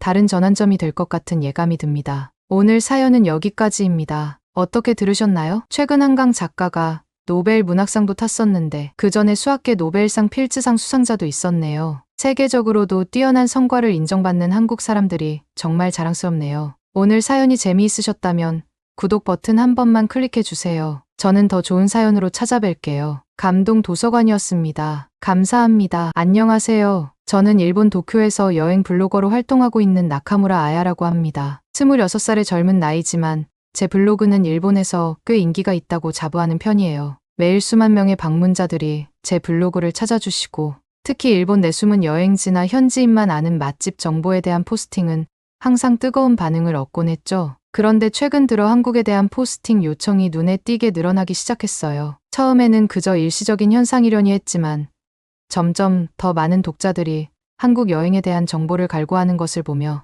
저도 모르게 약간의 부담감을 느끼게 되었죠. 솔직히 말하면 저는 한국에 대해 미묘한 편견을 가지고 있었거든요. 어릴 적부터 듣고 자란 이야기들과 일본 뉴스에서 접한 정보를 보면 한국은 아직 일본을 따라오려면 10년은 더 걸린다는 생각을 가지고 있었습니다. 실제로 제 주변에도 일본의 대중문화가 더 세련되고 우리 음식이 더 정갈하며 일본의 기술력이 한국보다 훨씬 앞서 있다고 믿는 사람이 훨씬 많거든요. 그렇지만 독자들의 끊임없는 요청에 더 이상 저항할 수 없어 한국행을 결정했습니다. 그렇게 도쿄 하네다 공항에 도착한 저는 인천행 비행기를 기다리며 노트북을 펴고 한국에 대해 급하게 검색하기 시작했어요. 하지만 여행을 앞둔 설렘보다는 걱정이 앞섰죠. 사실 저는 심각한 여드름 문제로 고민 중이었기에 카메라 앞에 서는 것조차 부담스러웠거든요. 얼굴 곳곳에 올라온 붉은 여드름들과 그로 인한 흉터들은 제 자신감을 갉아먹고 있었습니다. 아무리 두꺼운 파운데이션을 발라도 가려지지 않는 듯했고 블로그용 사진을 찍을 때마다 각도와 조명에 신경 쓰느라 정작 여행을 즐기지 못하는 날들이 많았어요. 이번 한국 여행에서도 이런 고민을 안고 가야 한다는 생각에 한숨이 절로 나왔습니다. 이런 걱정을 안고 한국행 비행기에 올랐지만 인천국제공항에 도착하는 순간 제 우울한 생각은 잠시 잊혀졌습니다. 눈앞에 펼쳐진 광경에 저는 그저 놀라움을 금치 못했거든요. 상상 이상으로 한국의 현대적이고 세련된 공항의 모습에 제 입이 떡 벌어졌답니다. 공항에서 서울 시내로 향하는 길부터 창밖으로 보이는 풍경까지 한국의 실제 모습은 제 예상을 완전히 뒤엎었어요. 한강을 가로지르는 웅장한 다리들과 그 위로 쭉쭉 뻗은 고층 빌딩들이 먼저 눈에 들어왔습니다. 그런데 정말 놀라웠던 건 그 사이사이로 보이는 고풍스러운 궁궐의 지붕과 아담한 한옥들이 현대 건축물과 묘한 조화를 이루고 있다는 점이었어요. 이런 독특한 도시 풍경에 매료되어 있는 동안 어느새 우리는 서울 도심에 도착했어요. 그리고 여기서 저는 또 다른 놀라운 경험을 하게 되었죠. 바로 서울의 대중교통 시스템이었습니다. 공항에서 숙소로 가는 길에 공항철도와 지하철을 갈아탔는데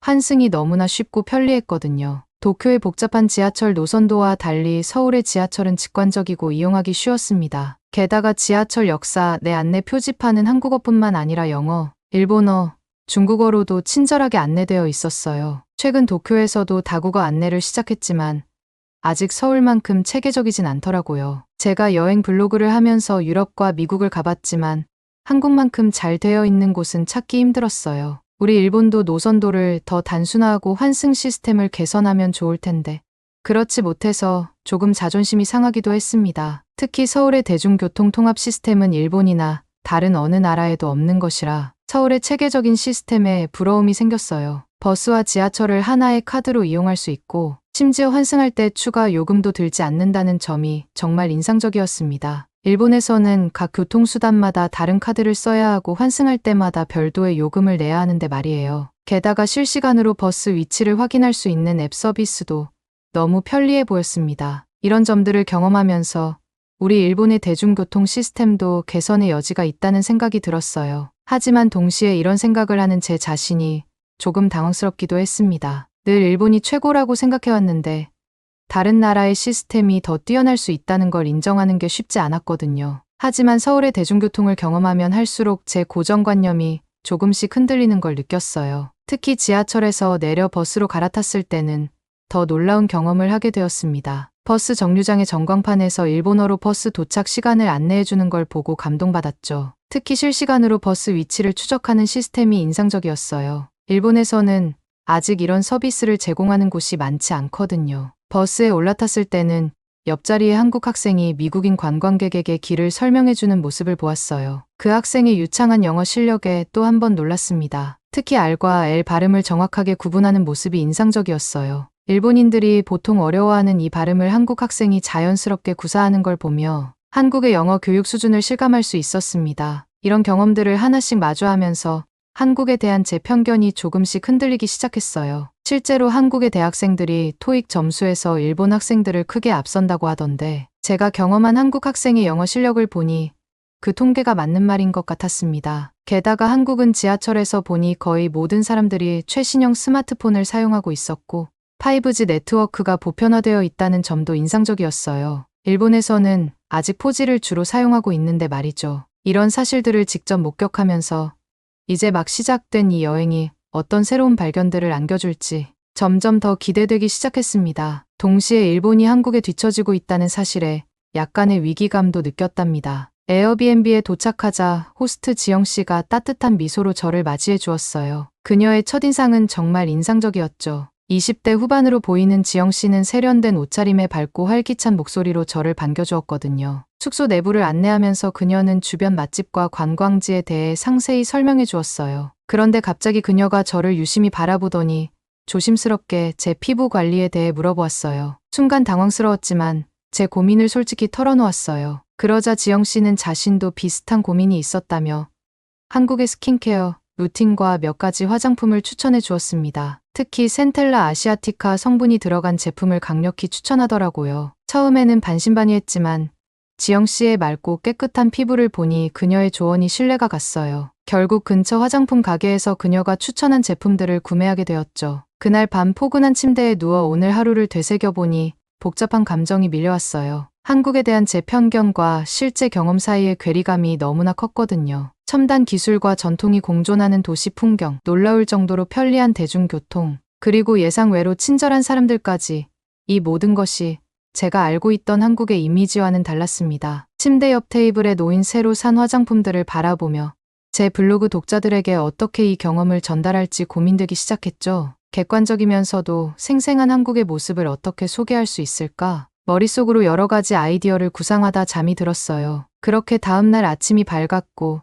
눈을 뜨자마자 저는 무의식적으로 거울 앞으로 향했습니다. 그런데 거울 속 제 모습을 보고 저는 깜짝 놀라고 말았습니다. 피부에 여드름이 하나도 없이 말끔하게 없어진 것이었거든요. 솔직히 어제 저녁에 바른 한국 화장품이 떠올랐지만 큰 기대는 하지 않았어요. 아마 저는 그저 좋은 잠 덕분일 거라고 생각했죠. 일본 화장품만큼 효과가 있을 리 없다고 믿었거든요. 식당에 나가보니 지영 씨와 다른 게스트들이 모여 있었어요. 빌리엄이라는 덴마크 남성과 소피라는 프랑스 여성이었죠. 우리는 서로 인사를 나누며 아침 식사를 시작했습니다. 대화가 무르익어 갈 때쯤 지영 씨가 갑자기 제 얼굴을 보더니 피부가 좋아 보인다고 말해주었어요. 저는 겸손하게 받아들이면서도 일본의 스킨케어 루틴 덕분이라고 말했답니다. 그러자 소피가 눈을 반짝이며 제 말에 이의를 제기했어요. 어제 사용한 한국 화장품 덕분일 거라고 하더라고요. 자신도 처음 써봤을 때 하룻밤 만에 잡티 하나 없이 깔끔해져서 놀랐다고 했죠. 저는 그럴 리가 없다며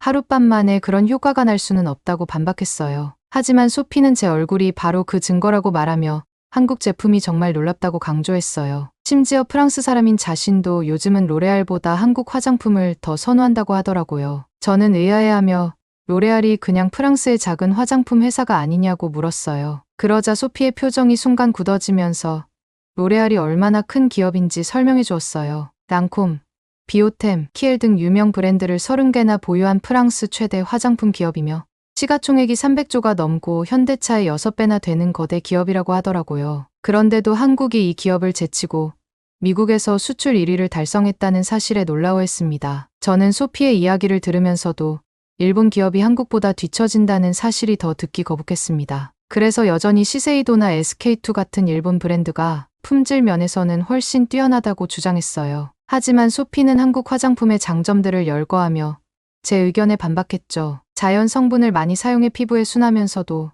효과가 뛰어나고 가격 경쟁력까지 있어서 세계적으로 인기가 높아지고 있다고 설명했어요. 일본 제품들도 좋지만 요즘은 한국 제품들이 더 혁신적이라고 말하더라고요. 소피의 말을 들으며 저는 묘한 기분이 들었습니다. 자부심 강했던 일본 제품들이 한국 제품에 밀리고 있다는 사실을 인정하기 힘들었죠. 마음 한구석이 불편해지기 시작했어요. 이때 지영 씨가 웃으며 화장품 얘기를 중단시키고 오늘 저녁에 까르보 불닭볶음면을 만들어주겠다고 제안했습니다. 문을 닫고 침대에 앉아 생각에 잠겼어요. 제가 알고 있던 한국의 모습과 지금 경험하고 있는 현실 사이의 괴리감이 너무 컸거든요. 혹시 제가 지금까지 알고 있던 한국에 대한 사실들이 잘못된 것일까요? 아니면 소피와 빌리엄 같은 사람들이 유난히 한국을 좋아해서 과장되게 반응하는 걸까요? 머릿속이 복잡해질수록 가슴 한켠에서는 묘한 감정이 올라왔어요. 한국을 이렇게 좋아하는 외국인들을 보면 왠지 모를 불편함이 느껴졌죠. 마치 제 자존심이 상하는 것 같았어요. 일본도 충분히 매력적인 나라인데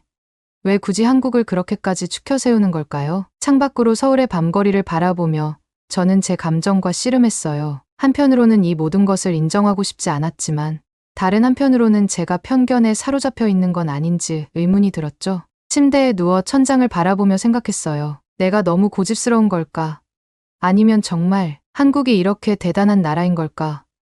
이런 생각들이 꼬리에 꼬리를 물고 이어졌죠. 결국 저는 깊은 한숨을 내쉬었어요. 이 여행이 제 생각보다 훨씬 더 복잡하고 도전적인 경험이 될 것 같다는 예감이 들었거든요. 그날 밤 저는 쉽게 잠들지 못했어요. 머릿속에서는 계속해서 한국에 대한 생각들이 맴돌았고 제 마음속 깊은 곳에서는 변화에 대한 두려움과 호기심이 동시에 피어오르고 있었답니다. 저녁 시간이 되어 우리는 모두 테이블에 둘러앉았습니다. 지영 씨가 끓여준 불닭볶음면을 보며 저는 내심 우리 일본의 니신 치킨라멘이 훨씬 맛있을 거라고 생각했어요. 하지만 한 입 먹어보니 의외로 맛있었습니다. 매웠지만 분명히 매운데도 계속 먹고 싶은 맛이었어요. 이게 맞나 싶으면서도 계속 젓가락질을 하다 보니 어느새 그릇이 비어 있었죠. 고개를 들어 주위를 둘러보니 다들 얼굴을 그릇에 파묻다시피 하고 불닭볶음면을 먹고 있었어요. 특히 덴마크에서 온 빌리엄은 헤블리 델리셔스를 연발하며 열정적으로 먹고 있었죠. 저는 일본 라면을 소개해주고 싶은 마음에 빌리엄에게 물었습니다. 불닭볶음면이 어디가 그렇게 맛있는지 말이에요. 그러자 빌리엄은 갑자기 진지한 표정으로 덴마크에서 있었던 일에 대해 언급하더라고요. 저는 그의 말을 듣고 경악하지 않을 수 없었어요. 덴마크 정부가 삼양식품의 핵불닭볶음면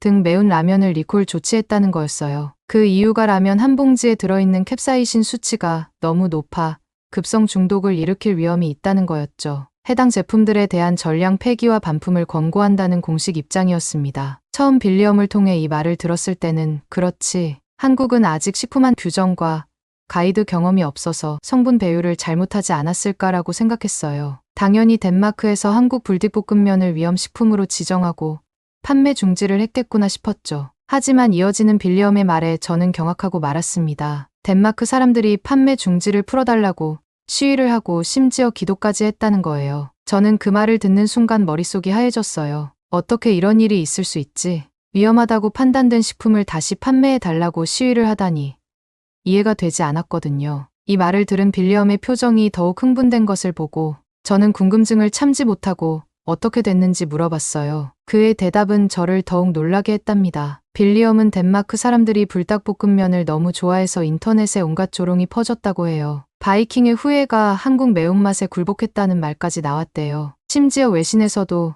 이제 덴마크와 전투에서는 캡사이신을 챙기겠다, 불닭볶음면을 챙기겠다 등의 반응이 나왔다고 하더라고요. 이런 반응에 덴마크 정부도 상황을 심각하게 받아들이고 결국 리콜을 철회했대요. 그런데 정말 놀라운 건 그 다음이었어요. 리콜 철회 소식이 전해지자마자 덴마크 시민들이 수도 코펜하겐에서 불닭 스파이시 페리 파티를 개최했다는 거예요. 빌리엄의 설명에 따르면 코펜하겐 항구의 불닭볶음면을 주제로 꾸민 여객선을 띄웠대요. 여객선 밖에는 여러분, 바이킹의 후예를 위해 불닭이 돌아왔습니다. 불닭, 이즈 백이라는 문구로 장식했다고 해요. 평일인데도 불구하고 코펜하겐 항구에는 이 불닭 스파이시 페리를 보려는 인파로 가득 찼대요. 더 놀라운 건 행사의 규모였습니다. 불닭 캐릭터 호치가 여러 종류의 불닭볶음면을 나눠주며 복귀를 알렸고 인플루언서와 소비자 120명을 태운 페리가 코펜하겐 운하를 3시간 동안 운행하며 파티를 열었대요. 심지어 온라인으로 참가자를 모집했을 때 3,000명 이상이 신청했다니 그 인기가 얼마나 대단했는지 상상이 가시나요? 페리에서는 불닭볶음면뿐만 아니라 다양한 토핑을 넣어 먹을 수 있는 뷔페, 매운맛, 칵테일을 제공하는 불닭바, DJ 부스, 심지어 댄스 플로어까지 마련됐다고 해요.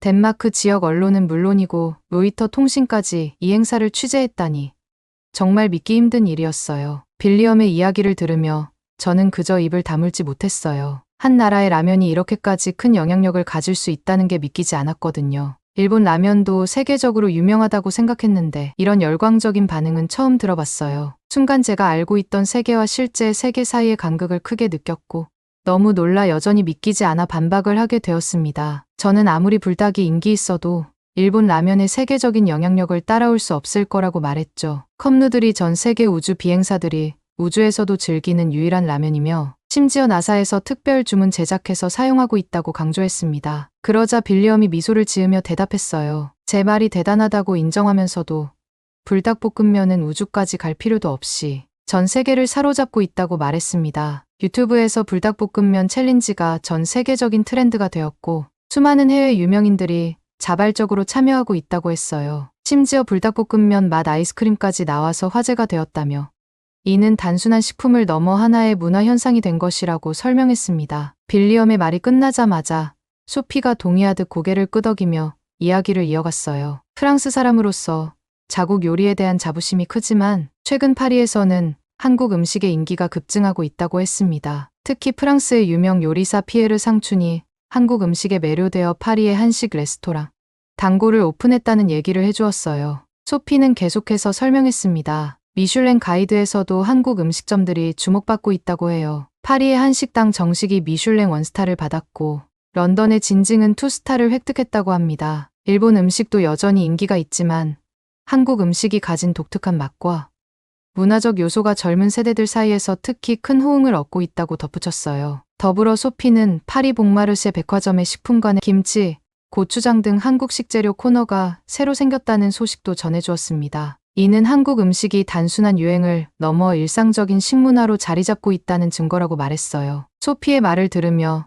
저는 마음속으로 불편함을 느꼈어요. 외국인들이 자꾸 한국 음식을 찬양하니 제가 받아칠 수 없었거든요. 당연히 일본 음식이 더 뛰어난데 말이에요. 하지만 괜히 분위기를 망치고 싶지 않아서 그냥 속으로만 생각했답니다. 제 마음속에서는 일본 음식의 우수성을 증명하는 예시들이 계속 떠올랐지만 더 이상 논쟁하고 싶지 않아 대화 주제를 바꾸었어요. 대신 내일 방문할 장소들에 대해 생각하기 시작했습니다. 과연 서울의 명소들이 도쿄나 교토의 그것들과 어떻게 다를지 궁금해졌어요. 비록 제가 여전히 일본이 더 뛰어나다고 믿지만 이번 여행을 통해 한국의 모습을 직접 보고 경험해보는 것도 나쁘지 않을 것 같았습니다. 그렇게 작은 기대를 안고 깊은 잠에 빠져들었고 아침 햇살이 창문을 통해 비치기 시작할 무렵 저는 설렘 가득한 마음으로 눈을 떴어요. 오늘은 서울의 아름다운 새벽 풍경을 카메라에 담기로 한 날이었거든요. 부지런히 일어나 세수를 하고 옷을 갈아입은 뒤였습니다.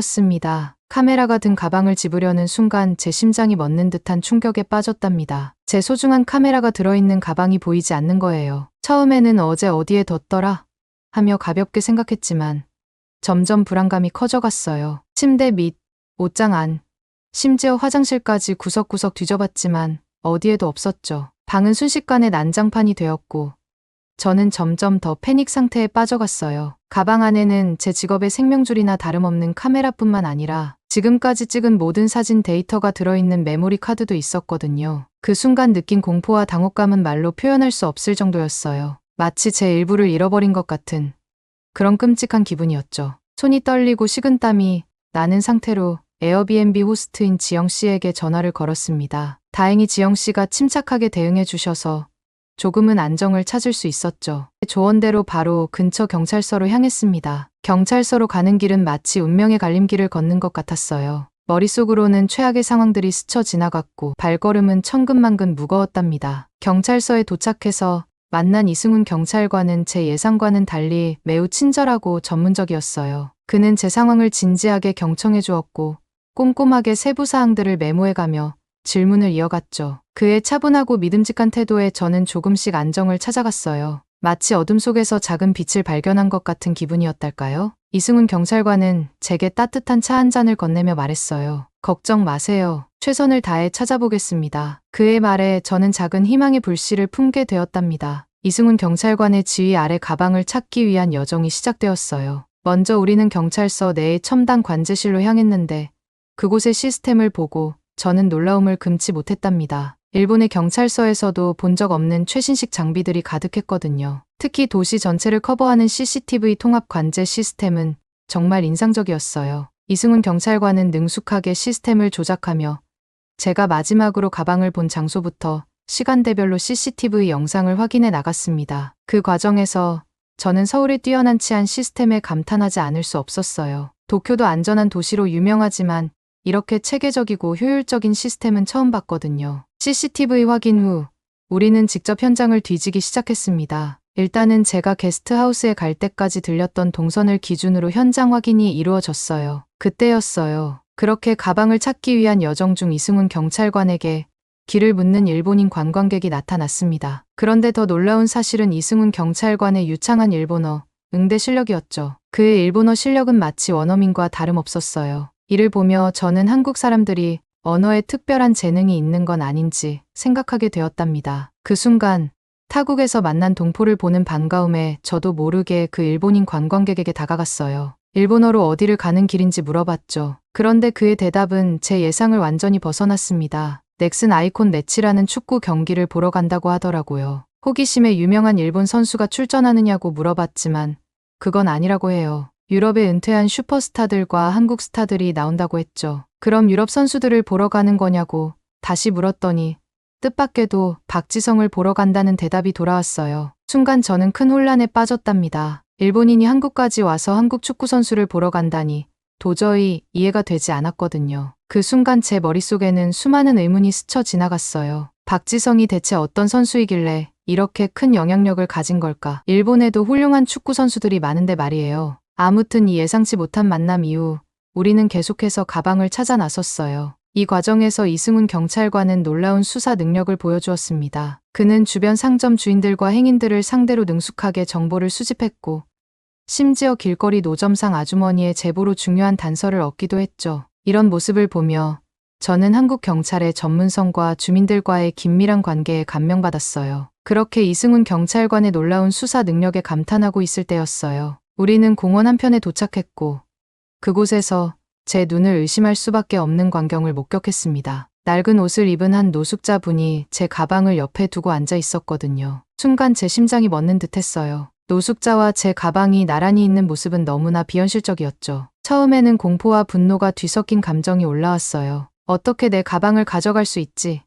하는 생각이 들었거든요. 이승훈 경찰관이 조심스럽게 그 노숙자분에게 다가갔어요. 그리고 놀랍게도 그분은 경찰관을 보자마자 안도의 표정을 지으며 말씀하셨어요. 아, 경찰관님, 드디어 오셨군요. 이 가방의 주인을 찾고 있었어요. 그 말에 저는 또 한 번 놀랄 수밖에 없었습니다. 노숙자분의 설명에 따르면 그날 아침 일찍 공원 벤치에서 제 가방을 발견했대요. 처음에는 누군가 잃어버린 줄 알고 주변을 살펴봤지만 주인이 없어서 경찰에 신고하려고 보관하고 있었다는 거예요. 가방을 열어 내용물을 확인했을 때 비싼 카메라와 렌즈, 그리고 지갑까지 모두 그대로였죠. 순간 제 눈을 의심할 수밖에 없었어요. 노숙자분이 이 모든 귀중품을 그대로 보관하고 있었다니 정말 믿기 힘든 일이었습니다. 일본에서였다면 아마 이런 일은 상상하기 어려웠을 거예요. 물론 일본도 안전한 나라지만 노숙자가 고가의 물건을 온전히 보관하고 있을 거라고는 생각하기 힘들죠. 이 상황을 지켜보며 저는 깊은 감동과 동시에 부끄러움을 느꼈습니다. 제가 처음에 노숙자분을 의심했던 것이 미안해졌거든요. 그분의 정직함과 선의에 감사하는 마음과 함께 한국 사회에 대한 제 인식이 또 한 번 크게 바뀌는 순간이었답니다. 그런데 가방을 되찾은 후 저는 이내 한숨을 내쉬게 되었습니다. 시계를 봤는데 이미 오후 3시더라고요. 원래 계획했던 명동의 야경 촬영은 물론이고 동대문 디자인 플라자의 건축미를 담으려던 계획도 모두 묽어져 버렸답니다. 블로그용 사진을 하나도 찍지 못한 채 하루를 낭비한 것 같아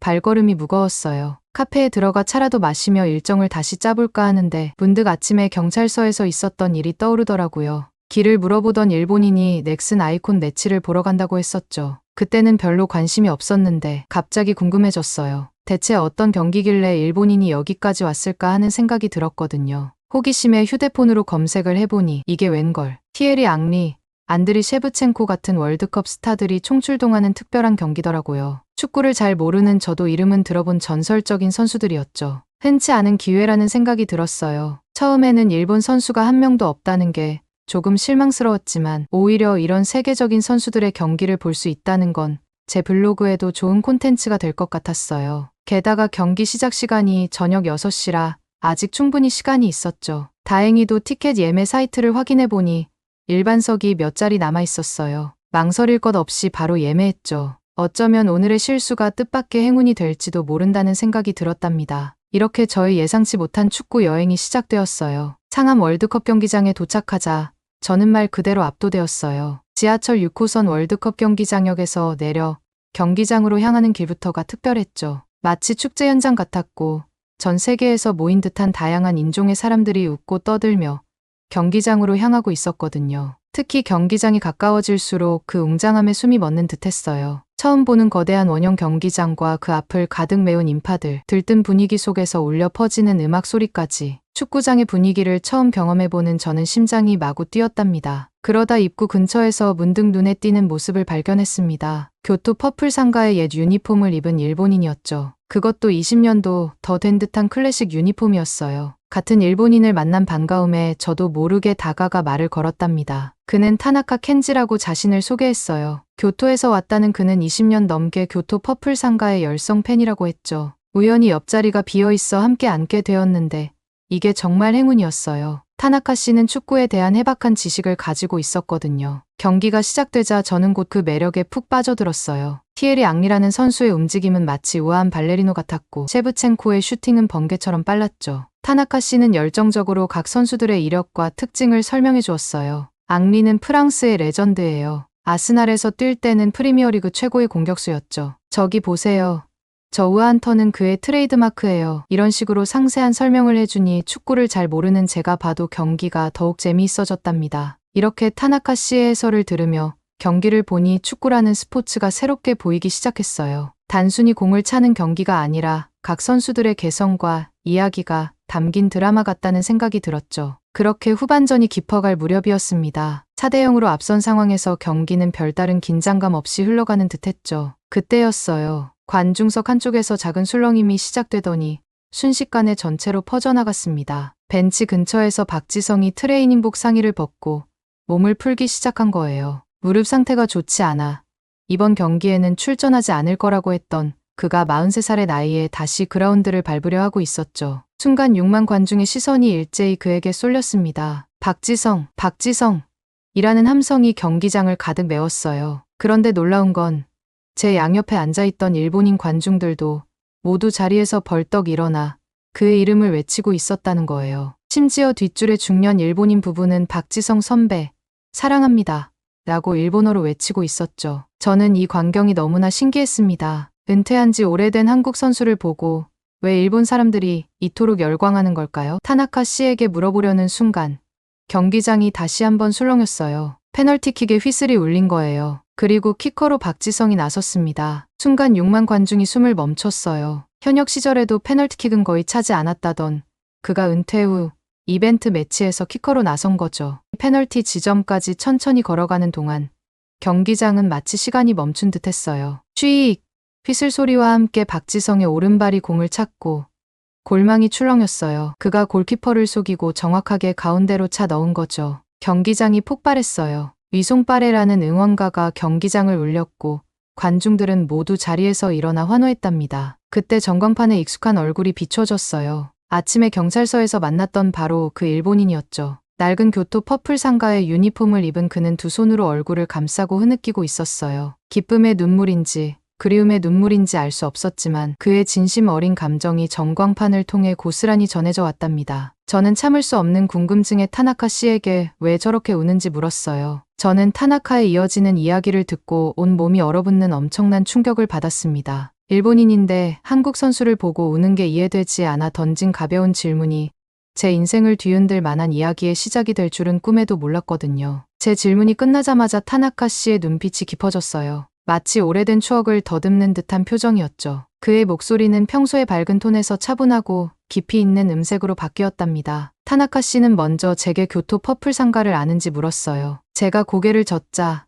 그는 2000년도의 이야기를 꺼냈답니다. 당시 교토 퍼플 상가는 2부 리그에서 힘겨운 시간을 보내고 있었대요. 그때 아무도 주목하지 않던 한국의 젊은 선수가 왔다고 해요. 바로 박지성이었죠. 타나카 씨의 이야기는 저를 완전히 사로잡았어요. 당시 20살이었던 박지성은 매일 새벽부터 훈련장에 나와 혼자 연습을 했대요. 비가 오나 눈이 오나 심지어 시즌이 끝난 뒤에도 그의 열정은 식지 않았다고 해요. 그의 헌신 덕분에 팀이 1부 리그로 승격했다는 이야기를 하던 타나카 씨의 목소리가 점점 떨리기 시작했어요. 하지만 진짜 감동적인 일은 그 뒤에 일어났다고 하더라고요. 2002년 12월 31일 박지성의 계약이 만료되는 날이었대요. 다음 날은 구단 역사상 처음으로 진출한 천왕배 결승전이 있었죠. 모두가 그가 떠날 거라 생각했지만 박지성은 팀을 위해 마지막 경기를 뛰겠다고 했답니다. 타나카 씨는 그날의 경기를 절대 잊을 수 없다고 했어요. 전반전에 환상적인 어시스트를 했고 후반전에는 극적인 결승골을 넣었다고 해요. 계약이 끝났는데도 팀을 위해 전력을 다해 뛰었대요. 그날 교토 퍼플 상가는 창단 이래 처음으로 우승을 맛보았답니다. 타나카 씨는 잠시 말을 멈추고